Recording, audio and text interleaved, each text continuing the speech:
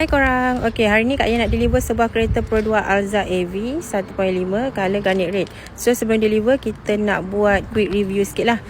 First kita tengok untuk Alza AV ni dia menggunakan lampu LED and then dia ada sensor depan. Lepas tu dia pakai lamp. Lepas tu dia ada skirting bawah ni. And then korang tengok kat sini dia ada ASA 3.0 dan complete semua. Ada 360, ada blind spot.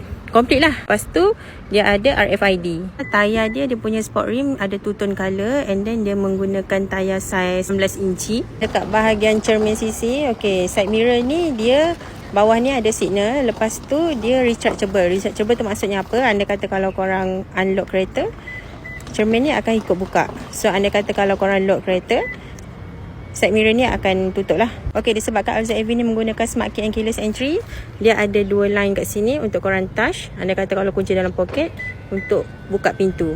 Inilah bahagian belakang Alza AV. So dia ada emblem.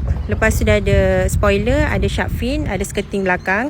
Tayar spare dia bukan dekat bahagian boot belakang, dia dekat bahagian bawah. So ini adalah tayar spare Alza AV. Dia menggunakan sport rim asal dan tayar asal lah. Kita masuk kereta, kita tengok bahagian dalam. Okay, yang ni adalah bahagian depan Alza AV. So dia adalah two tone color. And then kalau korang tengok ni adalah power window. Ini adalah untuk dia punya side mirror. Lepas tu ni adalah untuk adjust side mirror lah. Button tepi ni ada untuk auto headlamp, ada TRC, traction control, eco idle, pakai sensor. And then untuk off air. Dekat bahagian steering dia, yang ni banyaklah dia punya button-button. So contohnya adalah untuk auto cruise. Yang ni adalah untuk mode drive. Yang ni untuk radio, untuk trip, yang ni untuk meter, voice reconnection, yang ni untuk kamera 360, yang ni untuk. Kita try start engine. Kita tengok meter.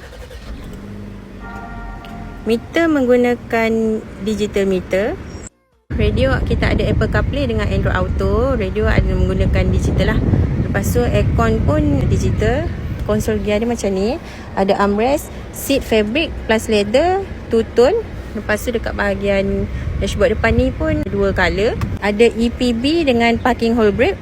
Ni untuk lock dengan unlock kereta. Ada ASA and then dia ada dashcam. Dashcam ni bahagian depan saja. Okay, yang ni adalah bahagian seat tengah and then bahagian seat belakang. Kita ada isofix untuk budak. Ini adalah bahagian boot belakang. So bawah ni ada beberapa ruang lah untuk korang letak barang.